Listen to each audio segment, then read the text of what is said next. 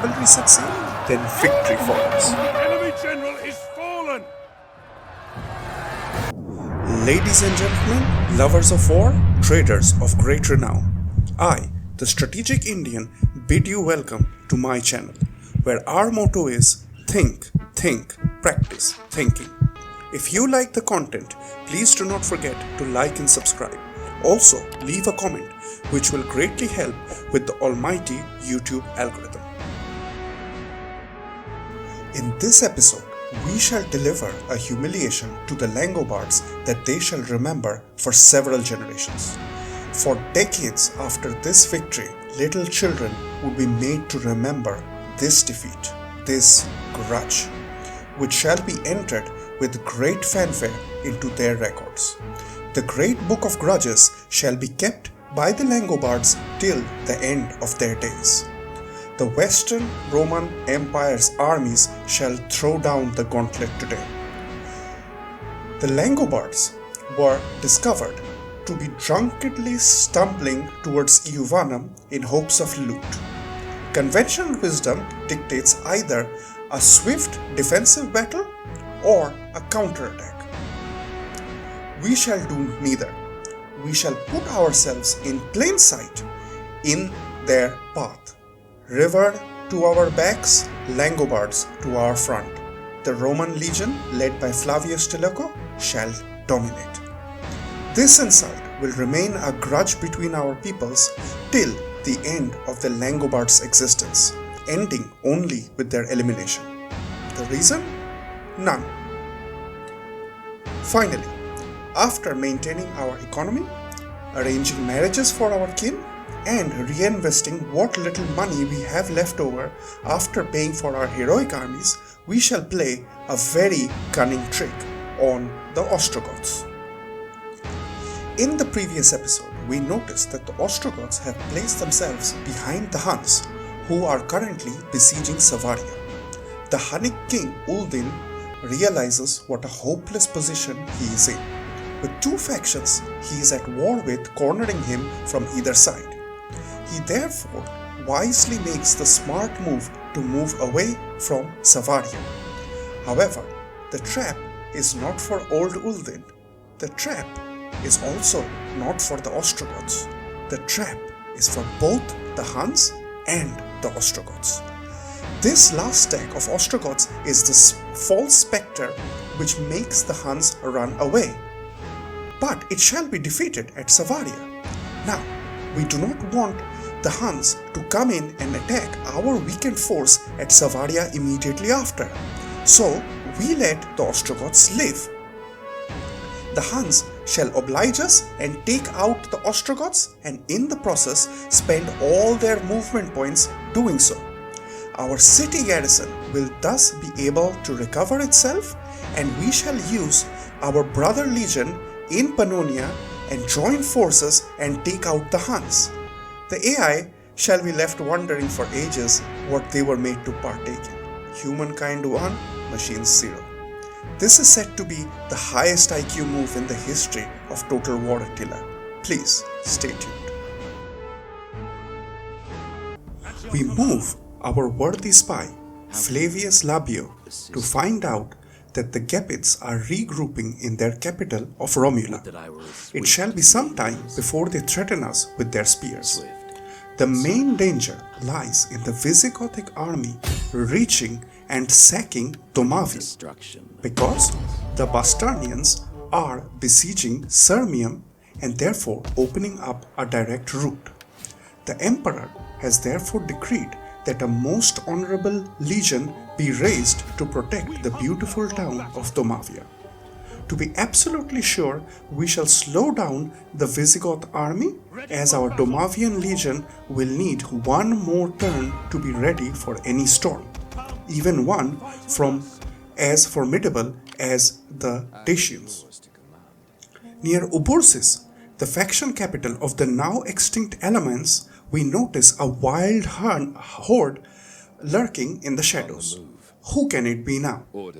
Huns cannot be there, as there are several Germanic tribes in the path who will challenge their every move.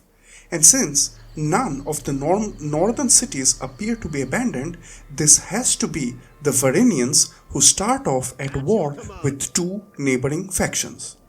This poor tribe has been thrown off from its homeland and is now hurtling towards what it believes to be an undefended and crumbling Western Roman Empire. We prepare for their arrival by hiding our troops near Colonia Agrippina to give them a warm Roman welcome. At Saguntium, seeing exceptional Britannic rebel forces, I hire a fleet to help our valiant garrison.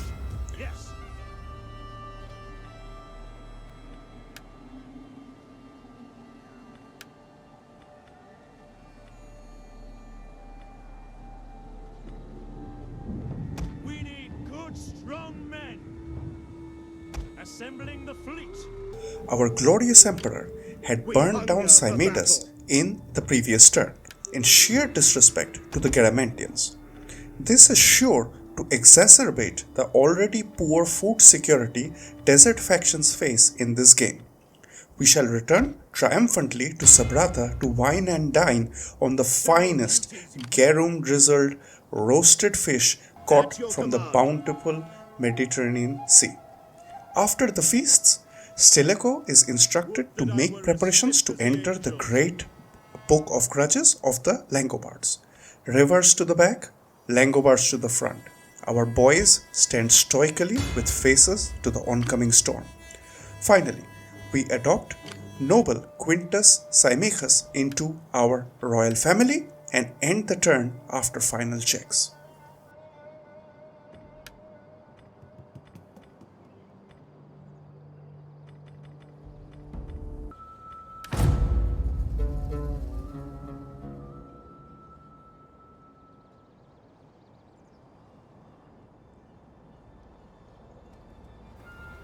The Alans move in near Sirmium.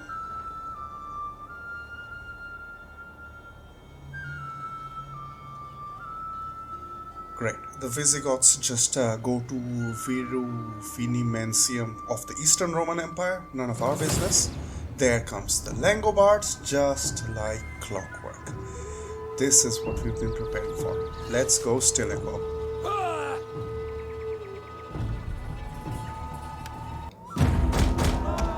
The stunted Lombards start their fight in a foggy day. We will not have any control over the kind of the weather because it's the enemy which is attacking. Hidden units! As always, our Germanic brigands is sent forward to lure their cavalry towards getting entangled and shot at by our mobile projectiles. Grouping is as last time.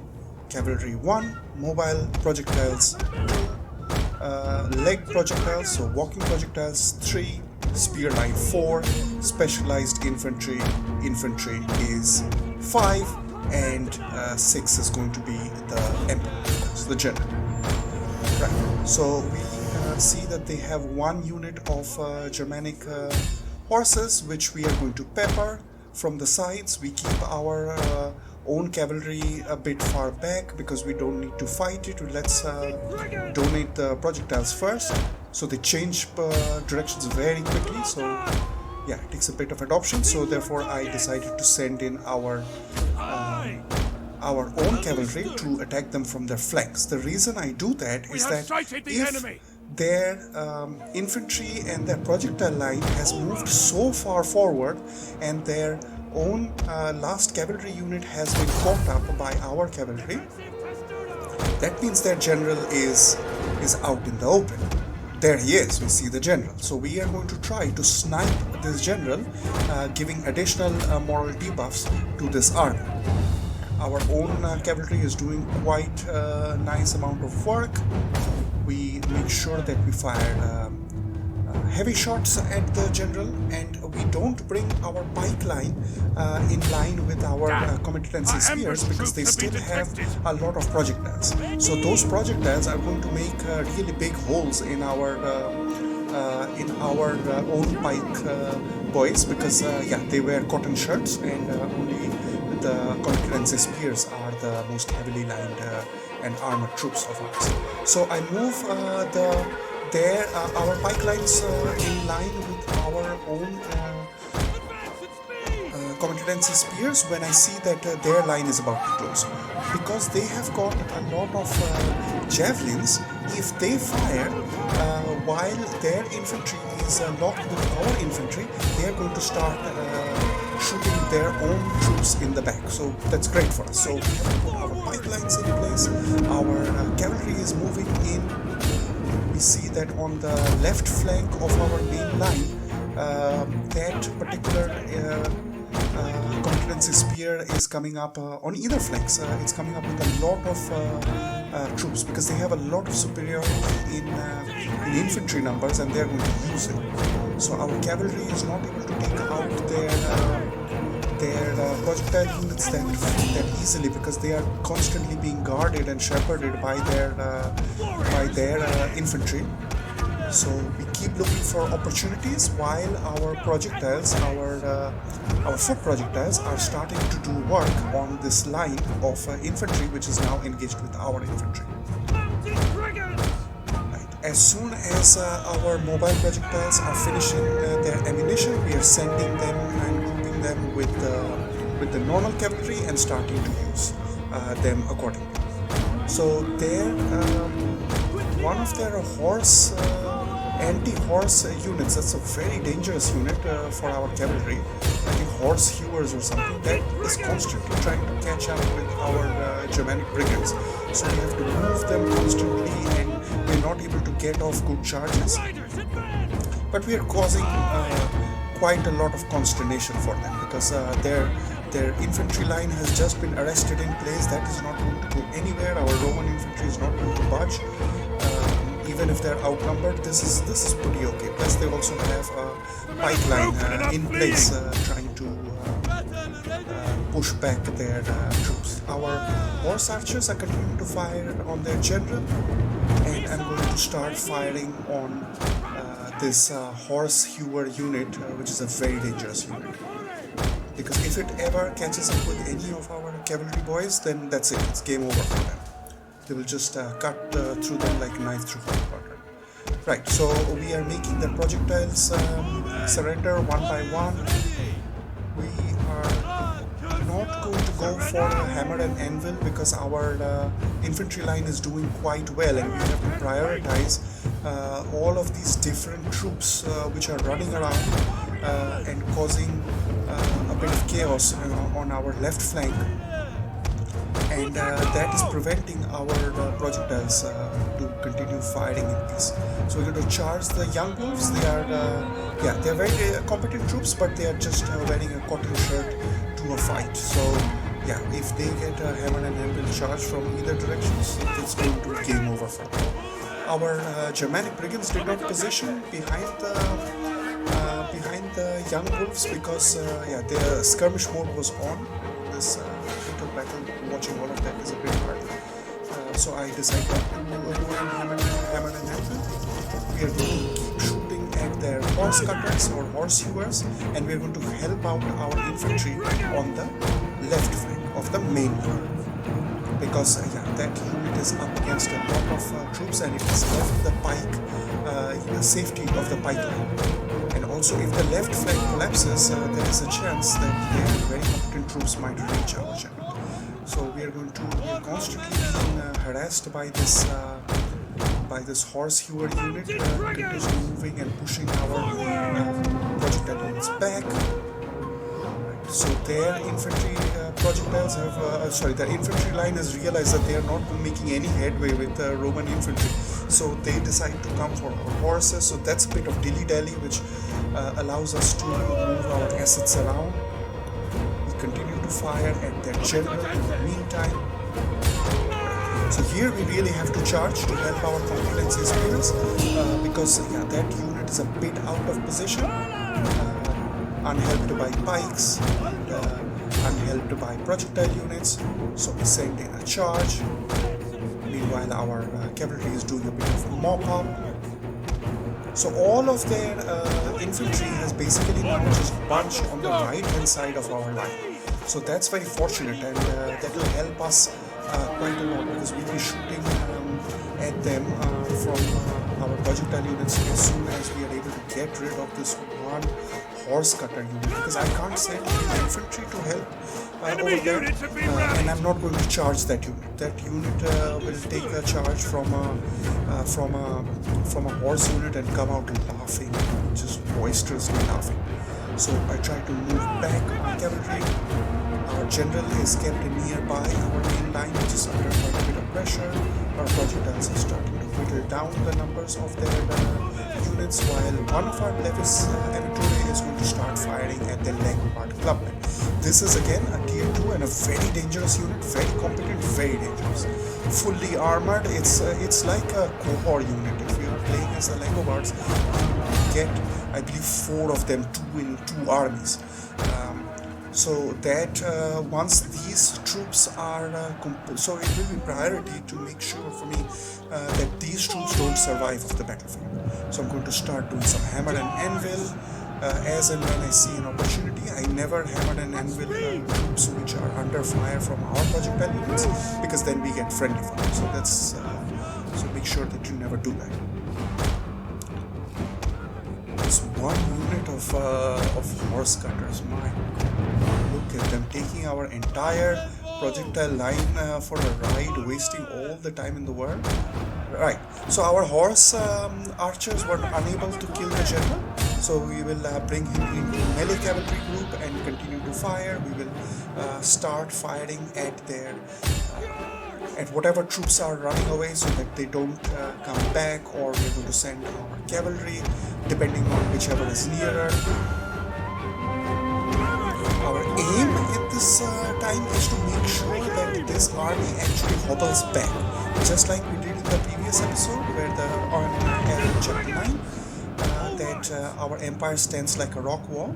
This it is in our interest to make sure that this Langobard army goes limping back. So we're taking quite a lot of losses in our infantry line.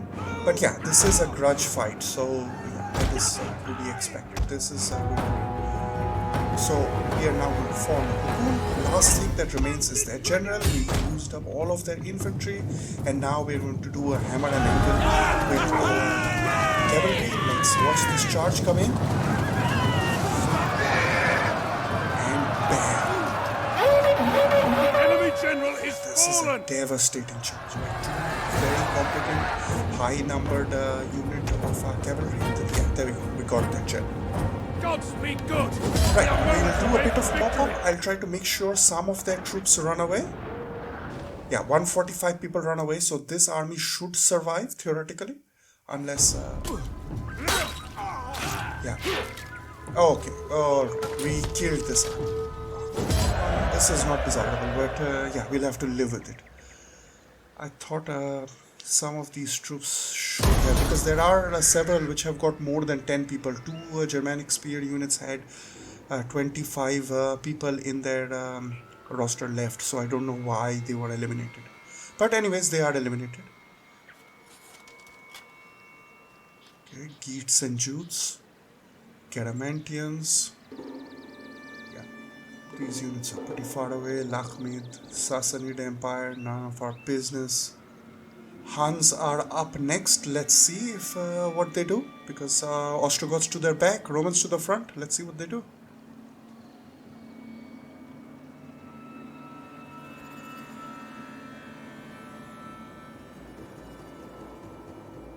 Yeah, as predicted, they ran away.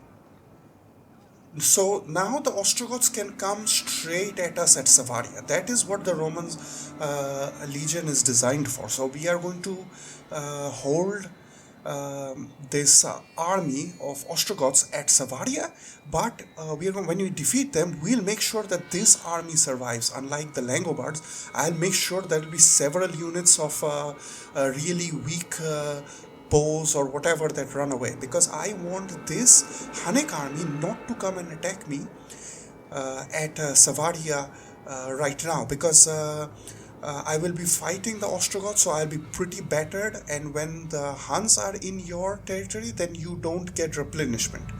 Although I can't replenish because the turn is still ongoing. But what I don't want is this Hunnic army coming and hitting me after the fight at Savaria. So yeah, that's why we leave the Ostrogoths alive. The Markomans have magically got a lot of units after getting that humiliation from last turn. And since we did a grudge fight against the Langobards, yeah, we're gonna run away because I'm pretty sure this army won't be able to reach us. Yeah, exactly. We're going to cross a river, so then they won't be able to cross a river and fight. So let them remain in their territory. I come back to mine. I'll set up some cunning trick for the Markomans. Assassinate puppet states. Puppet states. Sabir. Yeah, puppet states. Dacia, Malpina. Right. Okay, we have rebellions coming in, so I'll fight these off records and I'm going to be able to dominate these. These are not that hard at my level, so yeah, I'm going to see you guys after that. There we go. Damn it, rebels. Dealt with. It's a gauntlet.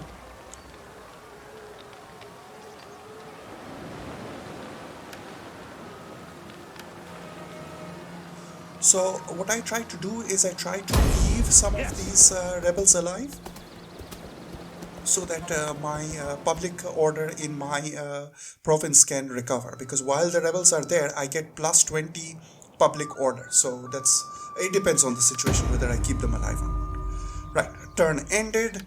Random kings of very far away countries died. Right, we are going to intimidate Quintus Symmachus to join us because, yeah, as per Imperial Records number 26, issued on summer of 395 CE, this has got to be done. Next, let us have a bit of celebration. We are going to ask Flavius Neotorius to seek a wife, and Quintus Symmachus, new to our family, is going to seek a bride. Let festivities and calm and serenity go through our entire empire, and let this be a time of joy. Make haste, men.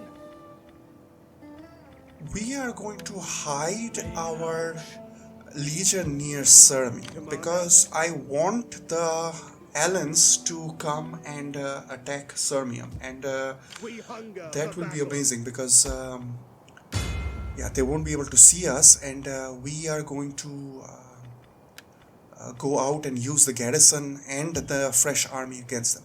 We hired How can I? okay, so I move my spies around. Treading softly.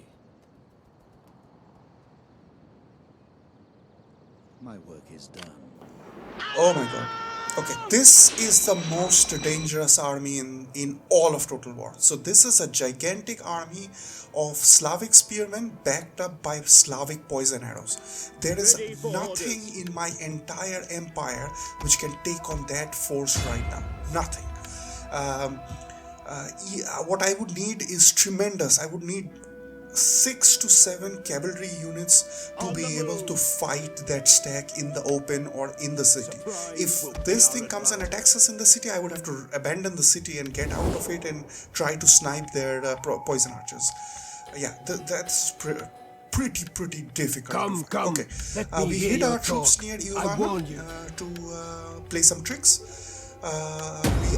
We discovered the Verenians and the Thuringians. We asked them for some money, which they refused. So you know what time it is. It's time for war.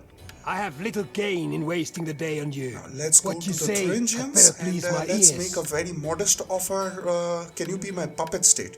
Well, yeah, this is Total War, so no puppet states. I don't want to give you my daughter for marriage. You know what time it is. It's time for war. There we go. We are at war with everybody again. We are going to hire a governor in Hispania. We have a marksman. We don't have any other patrician, so we go to Carthagenesis, which is in Hispania. So we send one of our patricians over there, and we put the Edict of Bread and Circuses so that this place does not revolt. These are pretty rich provinces, but yeah, they have a lot of public order issues, so I will control the public order issues with governors. And whatever revolts happen, I will just have to fight them. Right, final checks done. This was a quick end turn. We don't go and fight anybody. Yes, Alans fall into our trap. Perfect. Antians, please don't attack. Thank you, they went away. Oh, thank God. There, Ostrogoths are coming in, just like clockwork. So, we execute order number 66, a very, very cunning plan. Yeah, they see that they don't have a chance. This army is very dangerous. It has got 4 axes and 3 Gothic warbands. This is a very dangerous army, and it comes in Savaria, which is a very difficult town to defend because of its layout. I don't like this amphitheater Roman city. It's really a nightmare to defend. But we'll do our best, and we're going to win.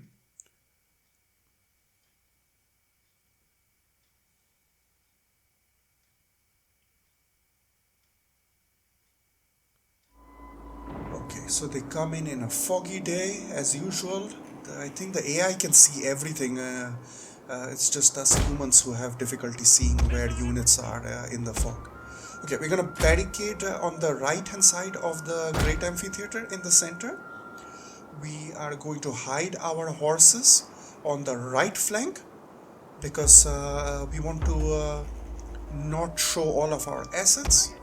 So that's group 1. We only have 1 unit of cavalry, so well, they also don't have that many horses, and we have a pike unit, so their horses are meaningless. We put our archers on the barricade. We put our levis amature behind them. 1 unit of comitatense spears guards the right hand side, supported by a legio, who is going to start throwing projectiles as and when things approach them. And of course they have a lot of axes, so our spears won't be doing very well. We put again on the left hand side a spear and legio combination. Our pikes are kept centrally so that they can defend whichever side their horses decide to charge. We put our general nearby because this will be a very intense fight. He has the war cry ability, and we will need him near the fighting to motivate our troops, because they have troops which are going to scare our boys. All our reserves are bought inside this little cocoon, which we are going to defend. And it's time to start the battle. Right, so we formed a little bit of an indent so that our cohorts can run through when their Gothic warbands are finally engaged. So here comes their Germanic horses, and they walk into pikes. That's it, game over. Yeah, you ain't going nothing, son. You're going nowhere. There are 2 testudos over here. The legios won't do as well, but yeah, you walked into testudo plus with pikes poking out of it. Yeah, you don't stand a chance. Right, we choose not to fire with our archers because our ammunition is very precious. This 1 archer unit will be defending this barricade, and we hope a lot of troops comes this way, and then we can just melt them from the barricade. So as soon as their Germanic horses are running, we get our cohorts out of testudo so that they can fire their projectiles at these horses which are running away. So those horses are going to get off the battlefield. Maybe they return, maybe they don't. I don't care. Their axes are moving in on the right hand side. I see that their archers are undefended, so I send my cavalry forward to deal with them. Okay, here come the axes. May the Emperor protect us.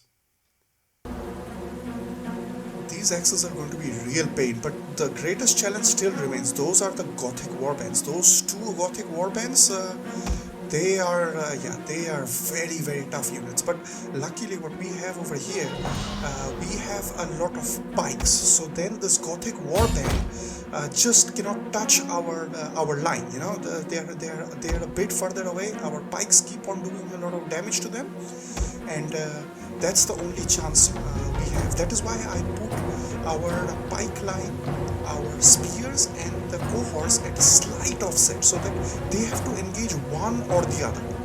So if they engage the spears, because the spears are weaker, see, they're going for the spears, they're protected by the pikes.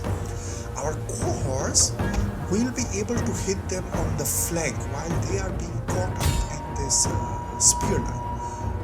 Right, our cavalry has done an amazing charge and dissolved that one unit of archers, because their archers are also going to cause us a lot of grief, constantly firing on our general, on our flank on the right hand side of the auditorium, this great amphitheater.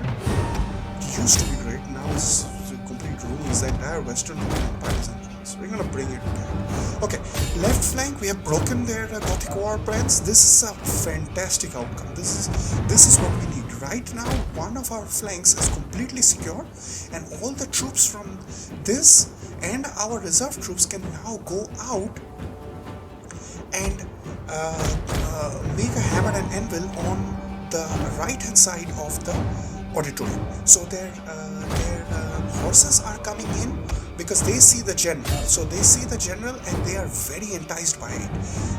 But yeah, there are very competency spears standing in front of the general. This horse army is going to go nowhere. Plus we positioned our pikes over there because our pikes were done fighting on the left flank, so they moved to the right flank to reinforce. We are mopping up the Gothic warband on the left, and after that we have 3 units of infantry which we can, and our Lemitani and Levis Amature who we ran, so that now they are behind this blob of infantry and they are going to open fire. Our 3 units of infantry were sent to take out their archers and their javelins, because yeah, we don't want anything to come and disturb us while we fire at the back of their general. Our cohort for some reason is not doing well against their javelins. I don't know why this is consistently happening in this gameplay. They are consistently losing to really units they shouldn't. They should eat food javelins from the Germanic faction for breakfast.